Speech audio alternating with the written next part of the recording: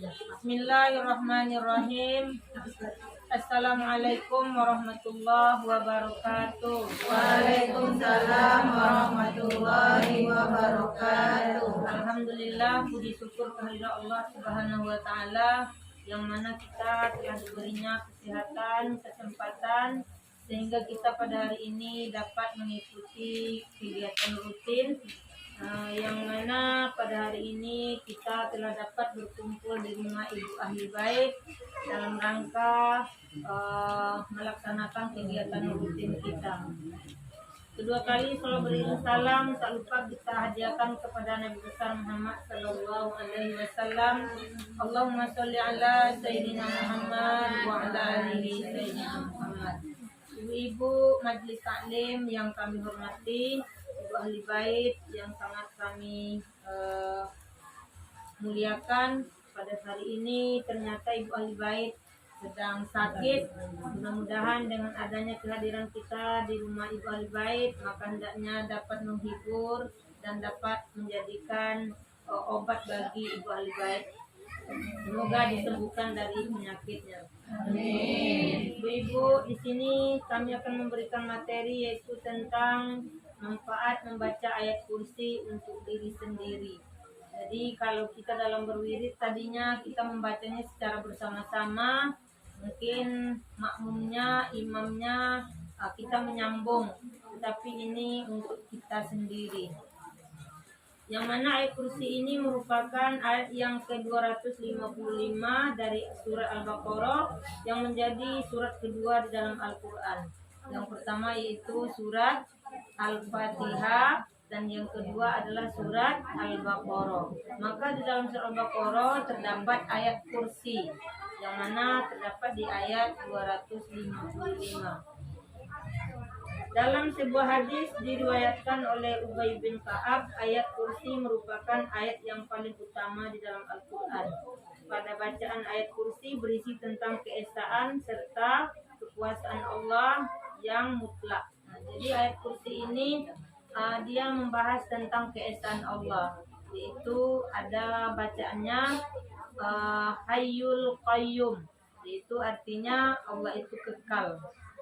Di keesaan Allah itu kekal dan tidak tidur siang dan malam. Itu artinya kekal, tidak mati dan tidak tidak pernah dia tidur. Kalau kita manusia ada tidurnya. Di setiap kalimat pada bacaan ayat kursi mengandung banyak arti dan makna tentang keutamaan dan manfaatnya, terlebihnya dapat mempengaruhi jiwa dan keimanan hidup kita. Jadi kalau kita mengamalkan ayat kursi, mungkin ada pengaruhnya bagi jiwa kita dan keimanan kita. Ayat kursi sebagai ayat yang paling agung di dalam Al-Quran karena di dalamnya terdapat nama Allah yang paling agung, yaitu pada kalimat yaitu tadi yang saya bilang Al-Hayyul Al-Qayyum. Sebagaimana di dalam Al-Quran itu artinya tadi Allah itu kekal dan tidak tidur. Sebagai seorang muslim seharusnya lah kita berzikir kepada Allah dengan membaca ayat kursi tersebut. Jadi berzikir itu tidak hanya melafazkan la ilaha illallah, tetapi bagus juga kita mengamalkan ayat kursi ini, apalagi setelah kita sholat. Kita sebelum berzikir yang lain, sesudah surah Al-Fatihah kita membaca ayat kursi tersebut. Apalagi ayat kursi ini setiap minggu kita baca. Mungkin ibu-ibu semua sudah hafal dengan ayat kursi tersebut. Mungkin udah hafal ya ibu-ibu? Karena kita membaca setiap minggu. Apalagi kalau kita pakai imam, kita makmumnya. Udah jelas kita kadang udah lepas tangan dari surah Yasin itu. Udah lepas tangan menjawabnya, berarti kita udah hafal. Jadi kalau kita udah hafal, marilah kita sama-sama mengamalkan ayat kursi tersebut. Karena manfaat dari ayat kursi ini sangatlah besar. Yaitu tadi sebagai yang jelasnya jiwa kita itu telah terhindar dari pengaruh setan. Kalau sudah terhindar dari pengaruh setan, berkemungkinan hadap kita itu kepada jalan Allah.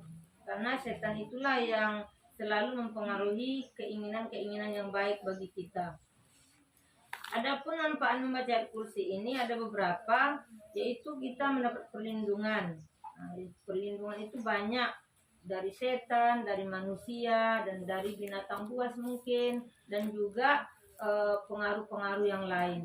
Sedikit saja orang berbicara di telinga kita, bisa kita terpengaruh dengan pikiran kita. Nah, begitulah kuatnya pengaruh setan itu. Apalagi menampak sama mata kita ini kejadian-kejadian yang tidak harus kita tengok, nah itu bisa juga mempengaruhi jiwa. Jadi kalau kita mengamalkan ayat kursi ini, mungkin Allah senantiasa melindungi kejahatan-kejahatan tersebut. Dan juga Allah memberikan manfaat bila kita mengamalkan ayat kursi ini. Barang siapa yang membaca ayat kursi sebanyak 18 kali setiap harinya, adakah kita membaca sebanyak itu, Ibu? Mungkin tidak ada. Tetapi walaupun tidak sebegitunya, seharusnya kita setelah sholat itu kita masukkan dalam zikir. Memang pengaruh setan dalam kita sholat itu banyak sekali. Apalagi kalau sudah terdengar cerita orang di luar ruangan. Nah, bisa tidak berzikir kita sholatnya supaya buru-buru mau mendengarkan. Itu salah satu pengaruh setan. Dan mungkin juga pikiran kita itu teringatnya ke dapur, ada kerjaan tadi tidak selesai. Karena berzikir itu memberikan pahala, bisa saja setan mempengaruhi, mengingatkan kita kepada pekerjaan kita tadi. Dan mungkin kalau kita selalu mengamalkan setiap harinya, mudah-mudahan tidak akan menjadi beban bagi kita. Karena sudah terbiasa, kalau kita tidak membacanya, mungkin kita rasa-rasa ketinggalan apa gitu. Rasa-rasa kekurangan apa, karena tidak lengkap rasanya kalau tidak kita baca. Jadi kita sebagai umat muslim ini, ya seharusnya kita lengkapilah amalan kita. Apalagi kita ibu-ibu majelis ini mungkin tidak ada lagi yang di bawah 20 tahun. Nah, jadi kalau udah di bawah 20 tahun ke atas itu tentulah kita ingin memperbanyak ibadah. Nah, apalagi yang udah 40 ke atas, ya seharusnya kita lebih khusyuk dalam beribadah. Ya salah satunya kita mengamalkan ayat kursi ini supaya terhindar dari segala godaan setan tersebut. Dan juga ayat kursi ini juga bisa memudahkan rezeki. Nah, jadi kalau kita mungkin tidak yakin, ya mungkin tidak terasa rezeki itu ada. Tapi kalau kita yakin, pasti kita merasa bersyukur aja lah. Mungkin tidak mengamalkan itu pun memang ada rezeki. Tetapi kalau kita mengamalkannya, mungkin ada kemudahan mendapatkan rezeki tersebut. Karena ayat kursi dari kita kecil, orang tua-tua kita udah menyebut itu senjata. Jadi ayat kursi ini bisa kita amalkan dimanapun kita berada, kecuali di toilet. Nah, jadi mungkin apalagi kalau kita membaca ayat kursi ini menjelang tidur. Nah, kita baca surah Al-Ikhlas 3 kali, Al-Falaq sekali, An-Nas sekali, kita sambung dengan ayat kursi ini. Barulah kita berdoa mau tidur. Itu malaikat menjaga kita. Ada 2 malaikat yang menjaga kita sampai menjelang subuh. Nah, setelah subuh kita membaca lagi doa bangun tidur. Masih ingat Ibu doa bangun tidur? Mana tahu kan, saya tuh memang belajar mengajar anak-anak tuh selalu mengingatkan setiap anak-anak mengaji, saya ajak berdoa karena masih anak-anak itu ingat sampai tua. Yang mudah-mudahan ibu-ibu di sini dulu belajar ngaji atau sekolah kan udah diajari sama guru. Kita semua dapat mengamalkan doa-doa yang telah kita dapat. Ya, doa mau tidur itu pastilah dapat ya ibu-ibu. Kalau ada yang lupa tidak boleh Bu, malu bertanya karena itu penting juga bagi hidup ini. Ya lupa Ibu. Al-Ikhlas itu Al-Ikhlas itu Qul huwallahu ahad. Kalau Al-Ikhlas Qul huwallahu ahad, kalau Al-Falaq Qul a'udzu birabbil falaq, kalau An-Nas Qul a'udzu birabbin nas. Dibaca ayat itu terus dilanjutkan dengan ayat kursi. Baru kita baca doa mau tidur. Setelah kita bangun, selama kita tidur, maka malaikat menjaga kita sampai waktu subuh. setelah subuh kita bangun, kita tidak lupa bersyukur karena kita masih diberi nyawa. Tidak tahu kita dalam tidur itu langsung out kan Bu? Nah, kita tidak membaca doa mau tidurnya. Kalau belum terbiasa, rasanya menjadi beban ibu-ibu. Tapi kalau sudah kita biasakan, itu terasanya kalau kita tertidur tak tersengaja, kita kesal.